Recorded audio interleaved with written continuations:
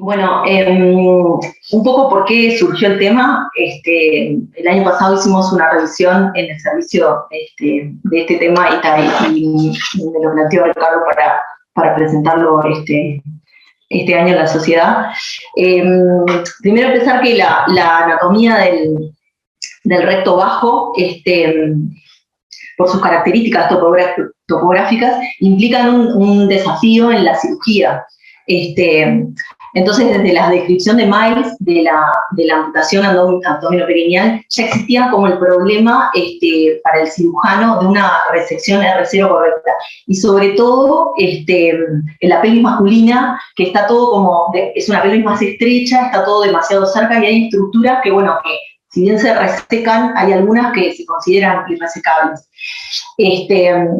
Entonces, por eso surge como el problema de la amputación abdominoperineal, y los problemas, en especial, la recidiva local y el margen de resección circunferencial positivo, y con ello la menor sobrevida de los pacientes y la mayor recidiva local. ¿Cómo me vas pasando? ¿Sí? Bueno, hay como dos trabajos bien representativos de este problema. Uno es un estudio europeo, que son 5 ensayos clínicos, y que comparan la resección anterior del recto con la amputación abdominoperineal. Y lo que ellos ven es un estudio bastante grande, son 3.600 pacientes aproximadamente, y lo que ven es que existe una mayor recidiva local, y un mayor margen de resección circunferencial, así como la perforación intraoperatoria en los pacientes que se realizó amputación abdominoperineal, comparado con las resecciones anteriores de recto. Y ahí las curvas lo muestran bien.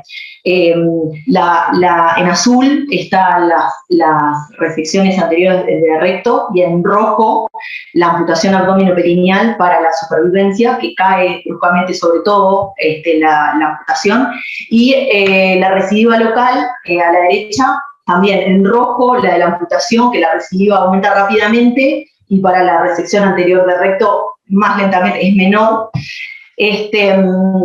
Y por otro lado, el otro estudio que también pone de manifiesto esto es el estudio inglés de Lead, que son 506 pacientes aproximadamente, que lo que vieron fue también que los márgenes de resección circunferencial positivos estaban comprometidos, también comparaban lo mismo, estaban comprometidos casi en un 36% de las amputaciones versus un 22% de las resecciones anteriores.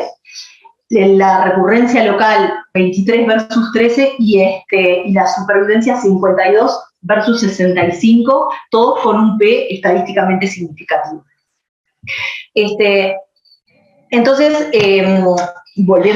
siguiendo con estos dos estudios, lo que decíamos el incremento en el riesgo de margen de resección circunferencial 2,5 veces, les dio los radios y todas las P significativas para la recurrencia local, ¿tá? Y la sobrevida disminuida, comparando amputaciones con resecciones anteriores. Ya en el estudio de los ingleses del Lead, empiezan a ver sus piezas de resección, como el villano de la película, la pieza de la amputación abdominoperineal, con esta cintura, y se ve el cursor con la cintura y lo comparan con las imágenes de las resecciones que se están haciendo en el Instituto Karolinska, que son piezas más cilíndricas. Entonces, como se plantea el problema, también se plantea una solución. Y aparece Hon describiendo su resección por primera vez en el 2007, la resección extraelevadora, como la solución a este problema que se venía viendo en la parte perineal de la amputación abdominoperineal. Se describió en principio para los tumores T3, T4, para mejorar el control locorregional de la enfermedad, para disminuir los índices de perforación intraoperatoria inadvertidas y por lo tanto disminuir el margen de resección circunferencial positivo y con esto de una manera directa o indirecta mejorar los resultados oncológicos y la sobrevida de los pacientes. Entonces, muestra, o sea, para mostrar un poco el problema de la disección, de la amputación abdominoperineal que se venía haciendo hasta este momento, la escotadura esta es la que es cuando la disección se acerca mucho al tumor, es ahí donde comienza el problema de la perforación y del margen de resección circunferencial.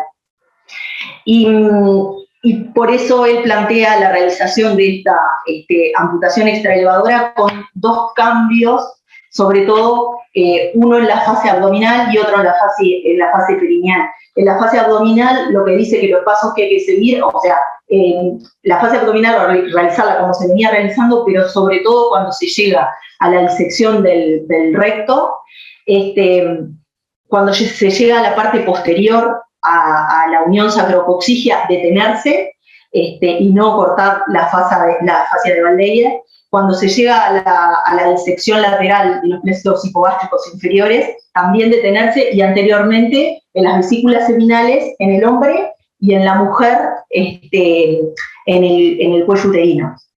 Eso es el cambio que él propone a nivel del tiempo abdominal. Y a nivel del tiempo perineal, lo que dice es que hay que hacer una incisión por fuera del esfínter externo, ascender hacia el plano de los elevadores, y una vez que uno llega al plano de los elevadores, el esquema está bien, el dibujo bien esquemático, cuando uno llega al plano de los elevadores, continuar hacia afuera, resecando todos los elevadores hasta la pared de la pelvis, hasta llegar al obturador interno.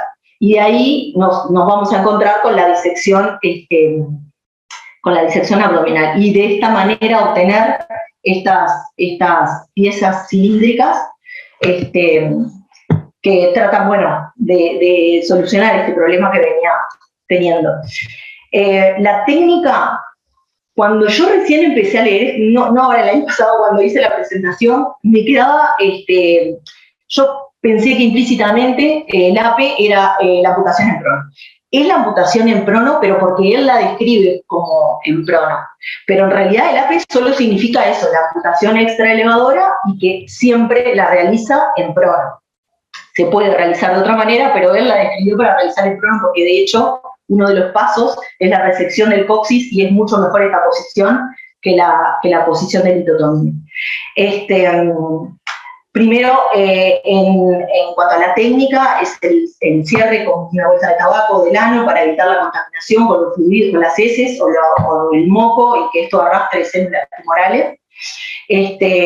Después una incisión elíptica que comienza en el coxis y se reseca y después pasar por fuera de los esfínteres y, como decíamos, llegar al plano de los elevadores y extenderse hacia afuera hasta los bordes de la pelvis. Con esta posición, lo que dice que tiene una mejor exposición con respecto a los tumores que son anteriores, y también tiene un menor sangrado intraoperatorio. Esta imagen básicamente la puse para ver la incisión, cómo se realiza y la gran brecha perineal que tiene.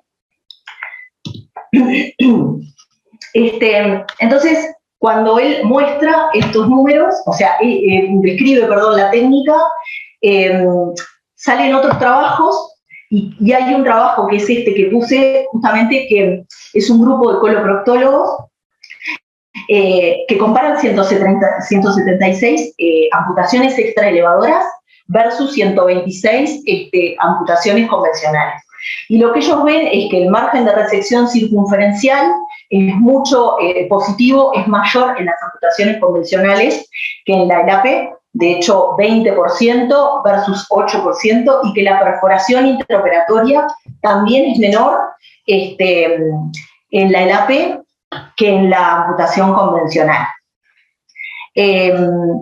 Tanto esa, bueno, acá en la gráfica se ve bien cómo el margen de resección circunferencial es mucho mayor para las amputaciones convencionales y la perforación intraoperatoria es mayor, y son los números que muestran. Y tanto como el entusiasmo por la técnica, que empiezan a comparar las piezas de resección cilíndricas de los distintos centros. Se encuentran centros de inglés, español, de los suecos, ¿tá? Para mostrar cómo había que realizar una amputación. Y tanto es así que adhieren de los dos lados del océano, que en San Pablo también, y de hecho comienzan a hacer la amputación de esta manera, y comienzan como a prodigar que es como la única manera de realizar una buena amputación.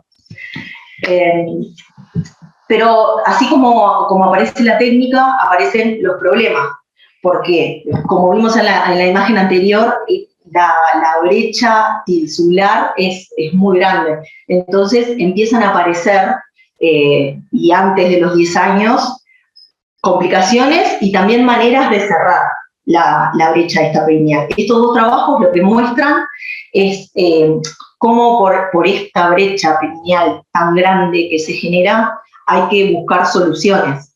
Entonces muestran series de pacientes en los cuales probaron cierres primarios que eran muy dificultosos, porque nos llevaban aumentoplastias, mallas biológicas, colgajos de glúteo. De hecho, uno de los artículos muestra cómo él realiza un colgajo de glúteo, y es como raro elegir un colgajo glúteo cuando ya es una zona que estuvo irradiada.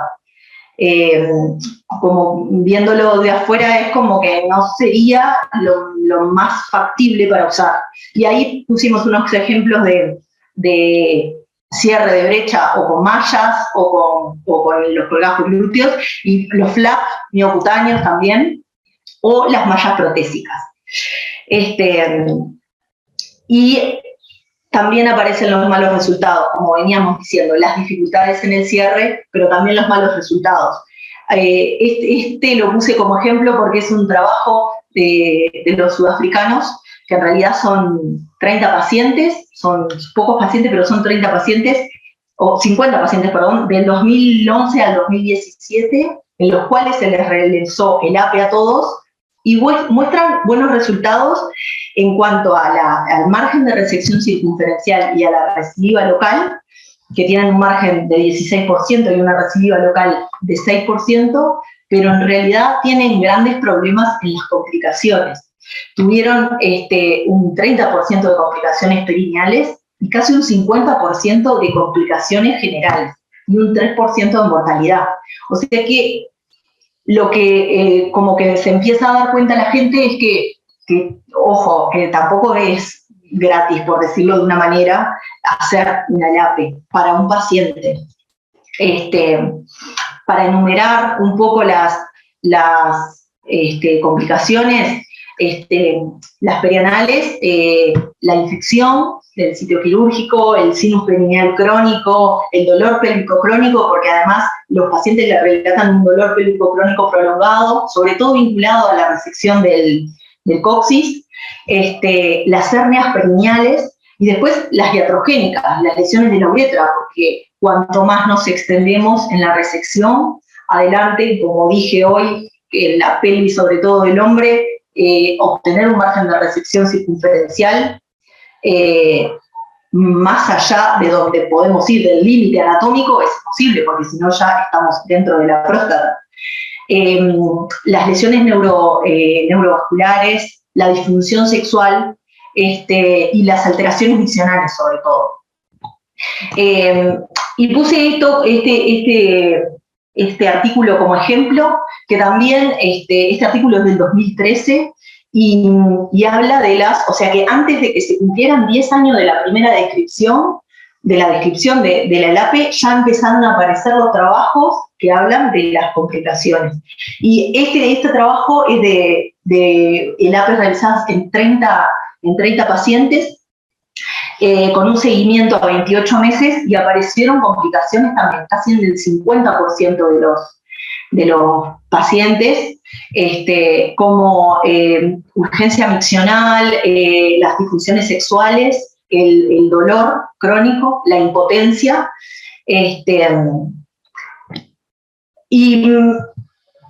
entonces comienzan a aparecer como otros trabajos que lo que empiezan a ver es que más es más, o sea, intentar sacar más es más brecha, más daño, más complicaciones, todas que las acarrea, o sea, que las lleva el paciente. Este primer trabajo es un estudio de la Mayo Clinic, retrospectivo de 6.500 pacientes casi, donde se comparan amputaciones abdominoperineales con resecciones anteriores. Son más o menos 250 pacientes para un lado, y las resecciones anteriores fueron casi 500 pacientes, y que tuvieron un seguimiento a 5 años. Y lo que vieron ellos es que las tasas de recurrencia fueron del 3,6 para la resección anterior y del 5,5 para la amputación abdominoperineal, pero con una P que no fue estadísticamente significativa. Y este otro estudio es un estudio danés retrospectivo, que fue multicéntrico también, con 500 pacientes más o menos, que también muestran fueron casi todos estadios T2, T3, los pacientes. Se les hizo más o menos al 40%, 40-45% amputación abdominoperineal.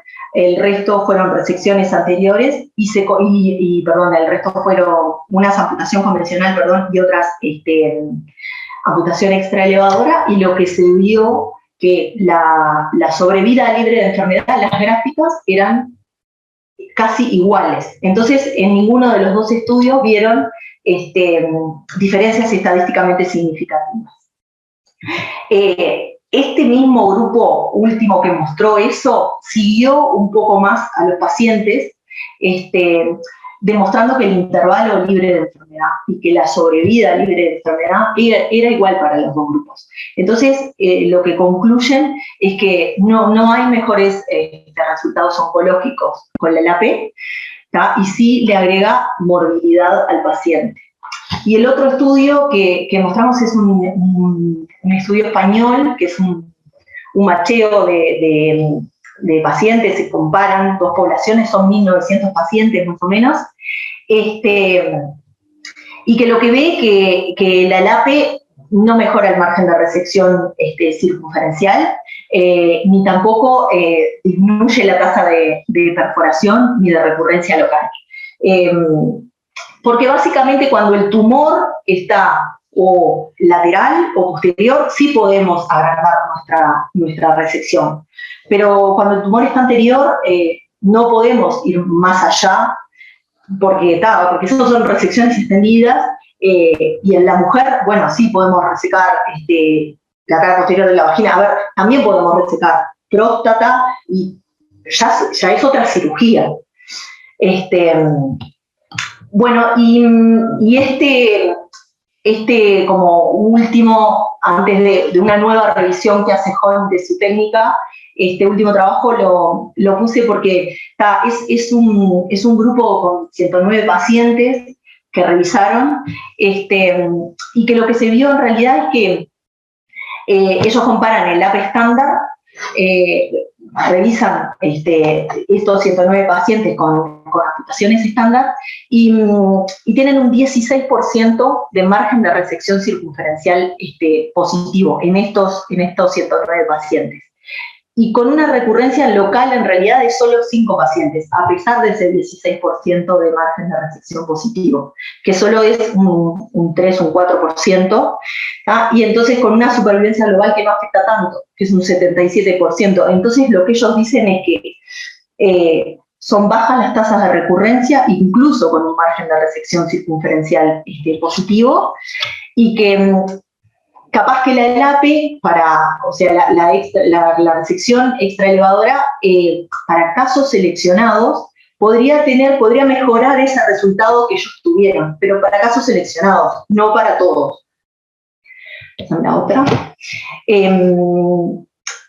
Y entonces aparece en el 2014, John hace como una revisión de su técnica o una descripción nueva en este artículo y después en un capítulo de un libro, y como que en realidad cambia algunas cosas de la técnica. Una de las cosas que dice es que, por ejemplo, que la resección del coxis no se hace siempre, pero que en la primera descripción no queda tan clara de que no se hace siempre, pero en este caso dice que no, que solo cuando es necesario. Y explica determinados aspectos técnicos como ¿no? Y que bueno, y que lo que concluye es que sí, que creo que viendo los resultados de todos los estudios, que no estaría indicada la amputación extraelevadora en todos los pacientes, sino en pacientes en los que tienen un cáncer localmente avanzado, como los que comprometen el esfínter externo o el plano de los elevadores. Y también, cuando compromete eso, tampoco es necesario realizar la resección o sea, circunferencial completa, sino que se puede extender más la resección hacia un lado y no hacia los lados. Entonces ahora vamos a hablar un poquito de la experiencia de nuestra clínica, de nuestros números en 10 años. Lo que hicimos fue un análisis descriptivo de 19 pacientes en total, a los cuales se les realizó amputación abdominoperineal convencional. Y los vamos a comparar con los resultados, con la bibliografía que ya analizamos, la revisión bibliográfica que hicimos. Es un estudio descriptivo, retrospectivo, que abarca del 2010 al 2020, con una muestra chica, muy chiquita, 19 pacientes, de los cuales 9 son hombres, 10 son mujeres, la mayoría tenían ASA2, y con una edad promedio de 58 años. Y sí nos vamos a centrar en los números de los rectos, que son solo 9, pero incluimos los sanos porque hicimos una disquisición, pero después al final vamos a decir que sí les hicimos las amputaciones, pero que lo que se vio, que como tuvimos resecciones más amplias, que comenzaron las complicaciones de la técnica, de la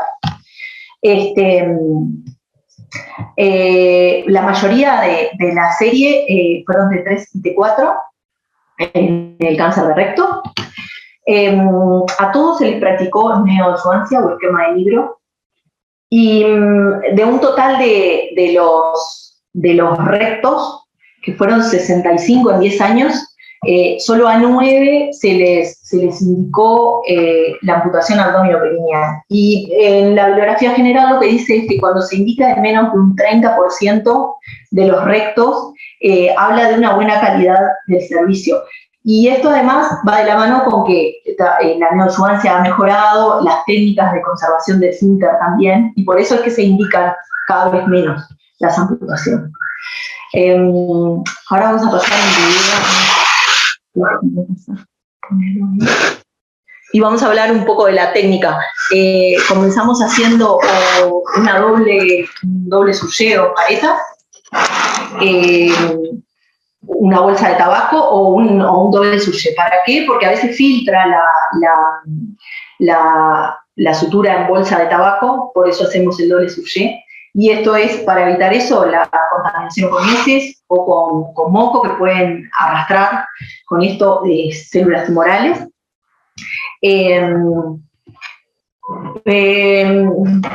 Seguimos con una apertura con una incisión, por fuera del esfínter externo, que es más o menos a unos 2 centímetros por fuera de esta bolsa de tabaco o sujet que cerramos. Continuamos abriendo la grasa de la fosa isquioanal y dirigiéndonos hacia la fosa isquiorrectal. Ahí se ve cómo está expuesto el esfínter externo.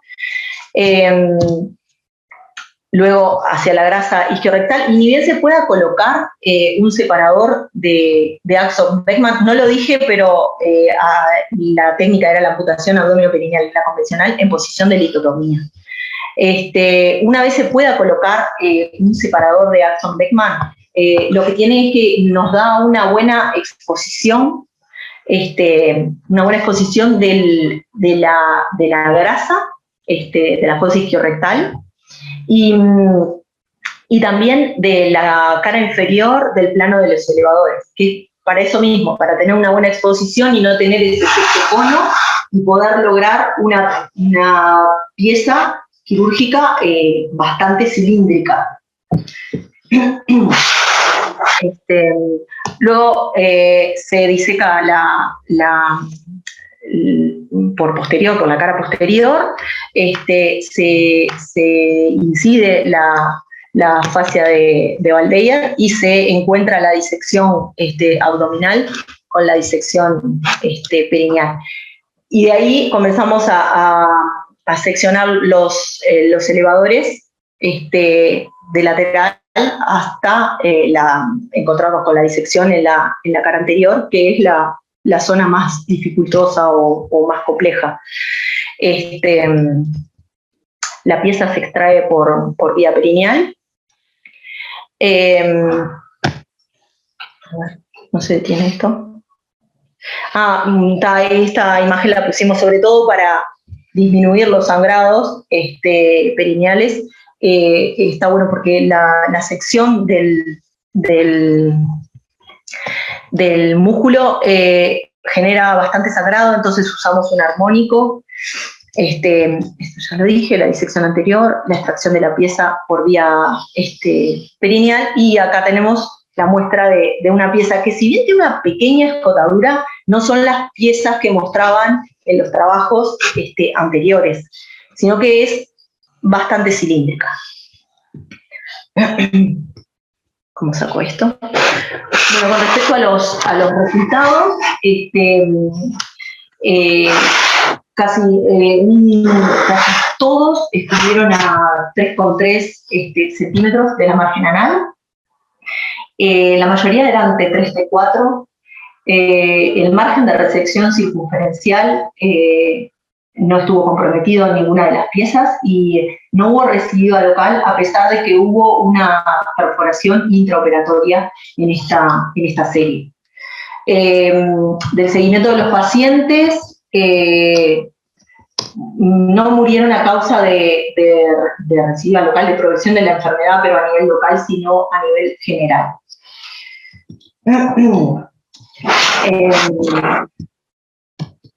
Acá. Y con respecto a los resultados de los anos, lo trajimos porque les hicimos la misma técnica, la amputación abdominoperineal.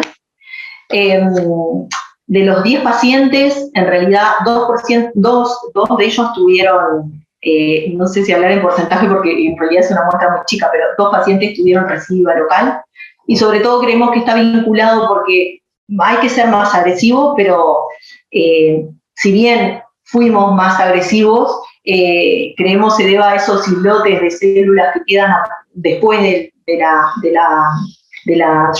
esquema de Nigro, y fue a expensa de esto, y tuvimos muchas más complicaciones porque acá, como las resecciones son más extensas, hubo que realizar colgajos en los pacientes, hubo isquemia de colgajo, hubo todas las complicaciones, isquemia del colgajo, lesión de uretra, una lesión visceral, hubo una infección de colgajo.